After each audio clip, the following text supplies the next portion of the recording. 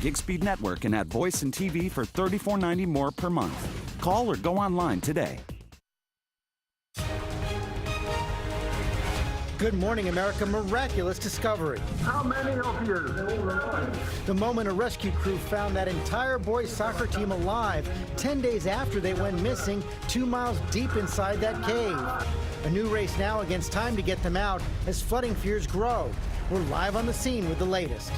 Record-breaking heat, the new warning about dangerous temperatures coast to coast as at least 60 wildfires explode out west, scorching more than 100 homes in Colorado.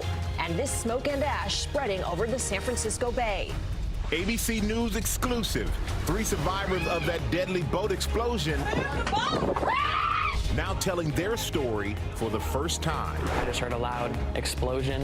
What we're now learning about the woman killed, celebrating her anniversary, and the young dancer now trying to recover. A summer safety alert. Could you spot someone struggling in the pool before it's too late? Our demonstration and the stunning results. And Oprah Unplugged. What the star is now saying about running for president. Live in Times Square, this is GMA with Robin Roberts, George Stephanopoulos, and Michael Strahan. Good morning, America. Great to have you with us on this Tuesday morning. And it is great to see that incredible rescue in Thailand. We are certainly rejoicing that. It is truly a miracle. Crews finally finding those 12 boys and their soccer coach after 10 days they've been missing in that cave. And let's look at the moment. This is the moment when the families got the news right there.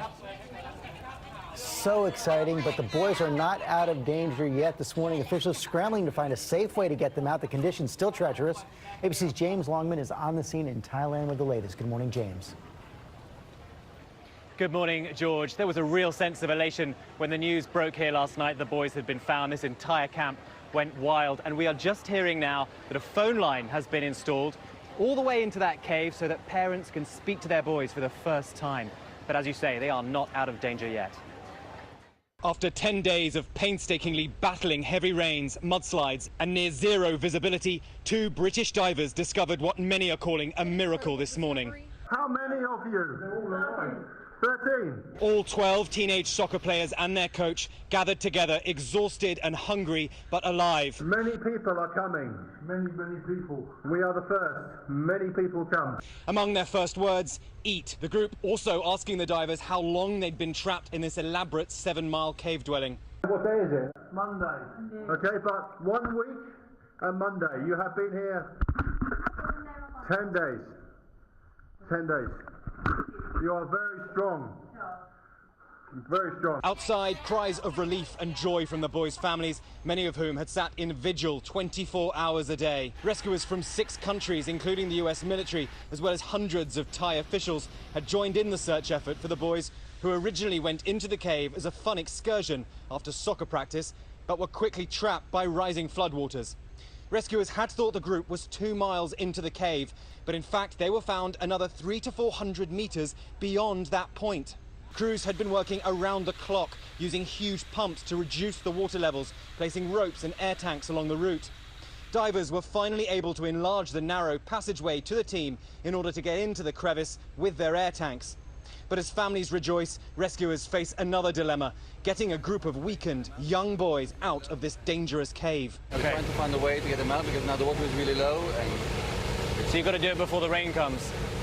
Divers are bringing the boys food, electrolytes, antibiotics and painkillers, but officials must now weigh several rescue strategies, including draining the floodwaters to clear a passage, teaching the group to scuba dive so they can swim out on their own, or bringing them supplies to survive until the water subsides, which could take several months. So we're going to come together to figure out what the best possible solution is and kind of be able to get the kids out as safely and as quickly as possible.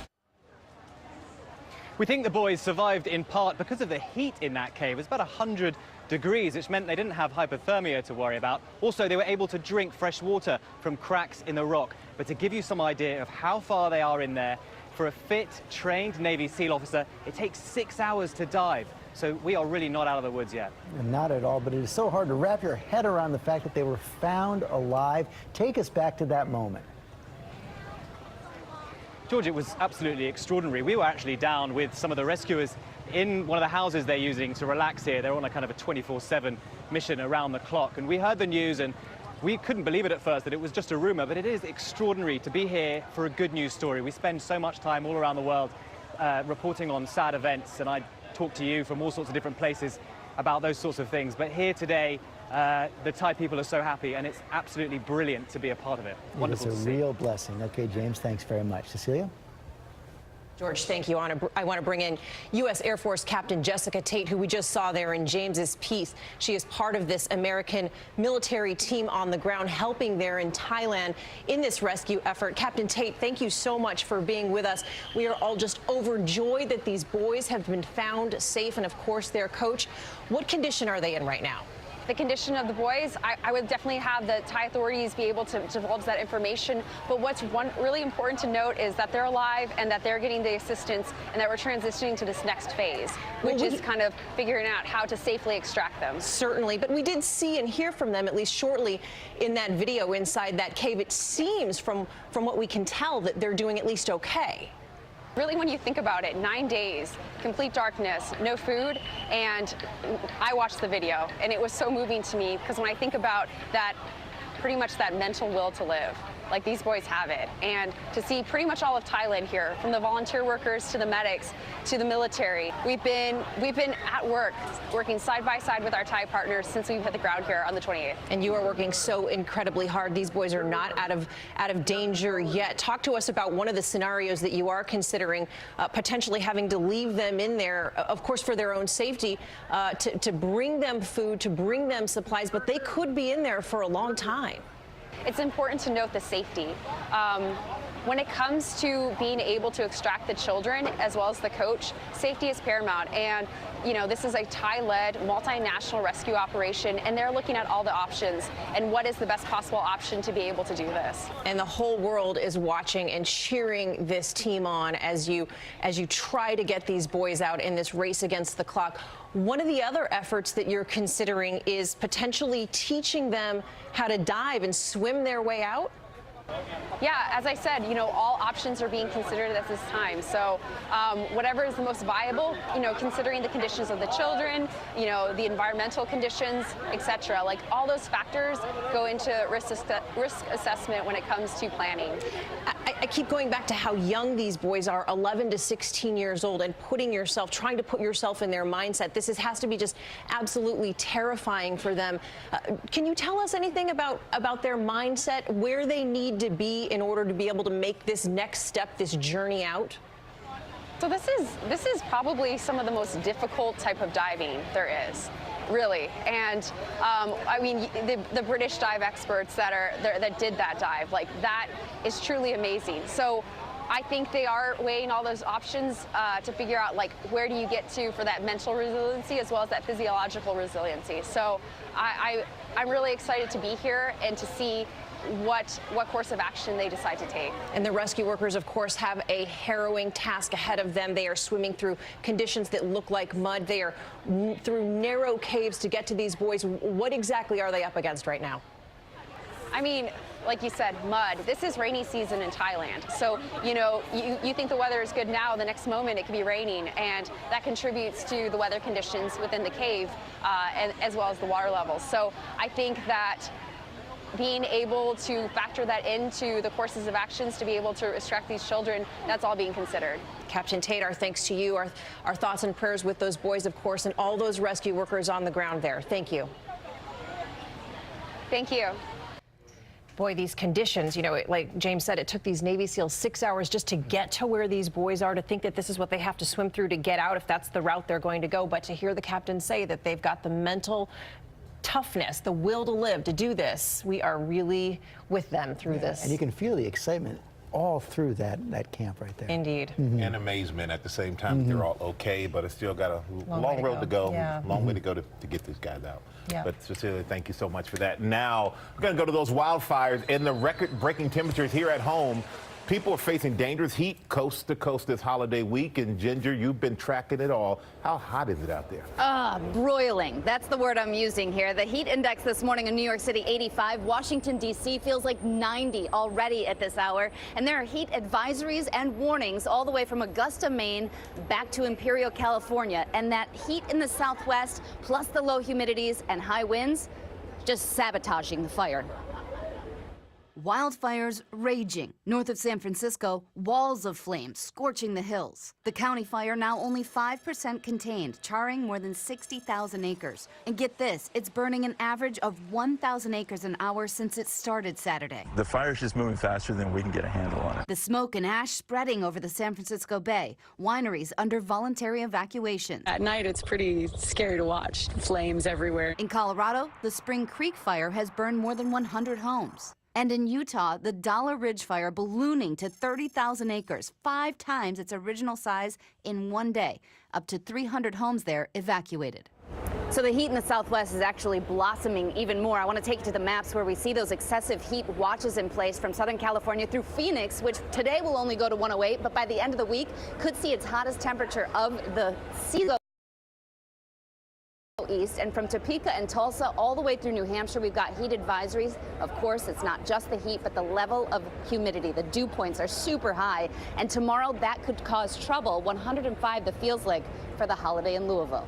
All right, guys, we'll head back into you. Boy, so much orange and red on that map. Okay, Ginger, thanks very much. To Washington now, where the battle is brewing over the Supreme Court. President Trump meeting with court candidates this week. 4 yesterday, 2 more expected as early as today, as he prepares to announce his pick to replace retiring Justice Anthony Kennedy on Monday, July 9th. ABC's Kira Phillips is tracking it all from Washington. Good morning, Kira. Good morning, George. Well, President Trump met with 4 potential justices, each of them getting about 45 minutes with the president, and as he's ramping up for his search for this Supreme Court nominee. Take a listen. I interviewed and met with 4 potential justices of our great Supreme Court. They are outstanding people. They are really incredible people in so many different ways, academically and every other way. And sources confirming to us now, George, 4 leading contenders at the moment: Judge Brett Kavanaugh, Judge Amy Coney Barrett, Judge Amol Thapar, Judge Raymond Kethledge, all appellate court judges, by the way. And we're also learning about 2 additional contenders now likely to meet with Trump this week. Justice Joan Larson, we're told, also Justice Thomas Hardiman. Now, we're also told that Trump wants a young person, someone who will be there for decades, to come and have a lasting impact, George. And they are all on the list of those 25 judges who were vetted by the Conservative Federalist Society. At the same time, we know that there's so much energy from both parties around the issue of abortion. Oh, boy, that is very true. The president is actually predicting, George, a vicious confirmation. That's the word being used. And abortion's at the center of that fight. During the campaign, the president promised to appoint justices who would overturn Roe versus Wade. However, he's not saying that now, which I found interesting. At the briefing yesterday, I really couldn't get a direct answer when I asked if the president wants to see Roe versus Wade overturned. Here it is. Is the president still committed to appointing pro-life judges? As the president said last week, he's not going to talk to judges about specific cases. He's looking for individuals that have the right intellect, the right temperament, and that will uphold the Constitution.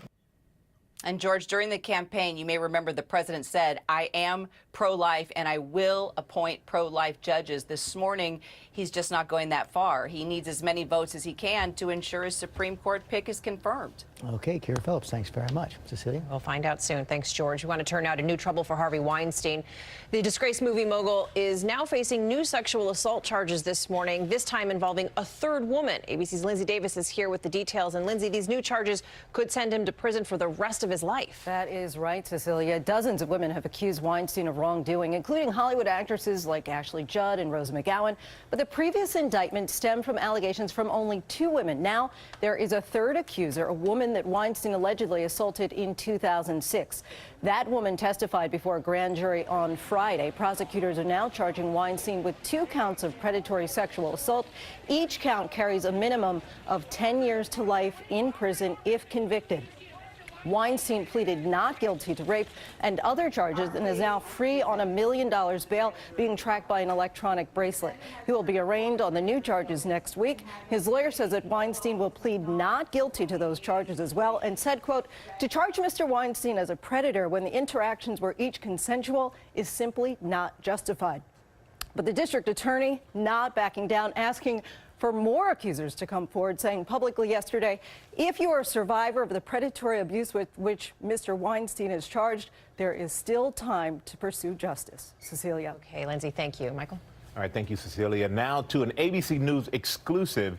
An urgent alert for holiday travelers as an expected 39.7 million Americans hit the road for the 4th of July holiday.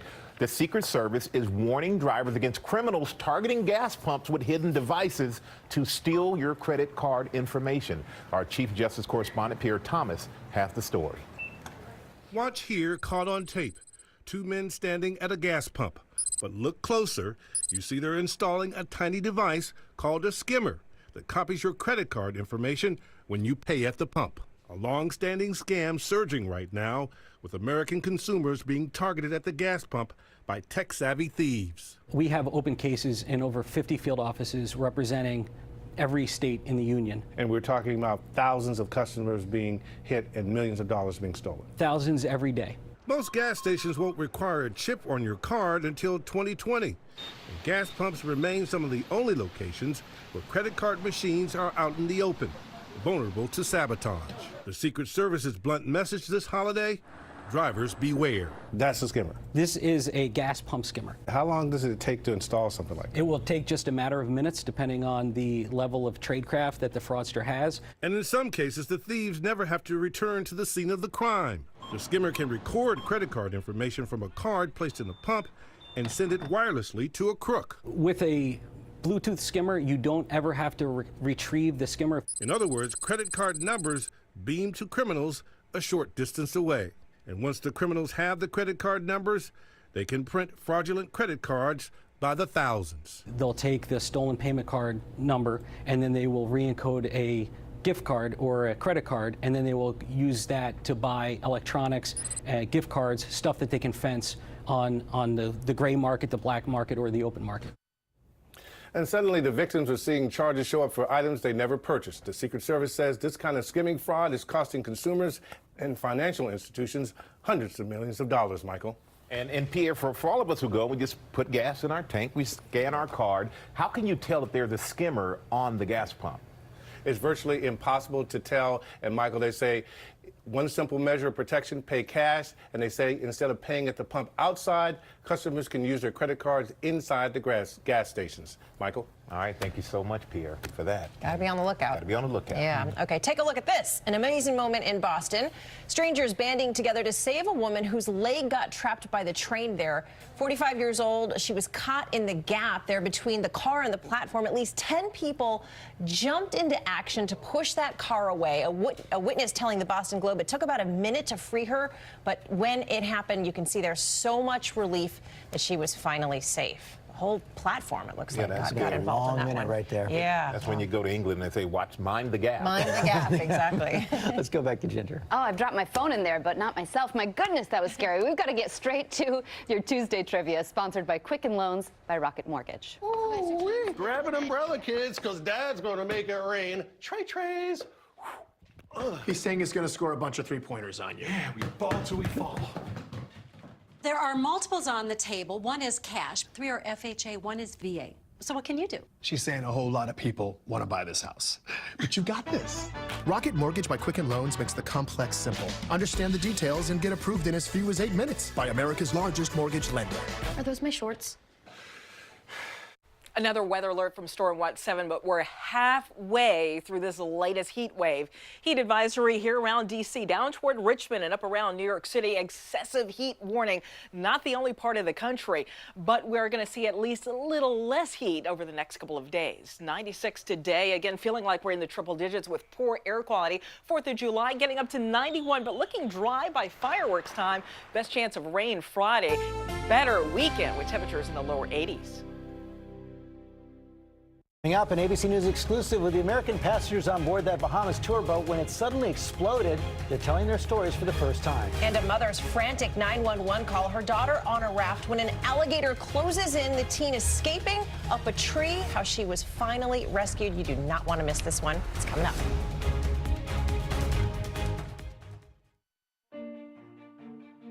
Stand up to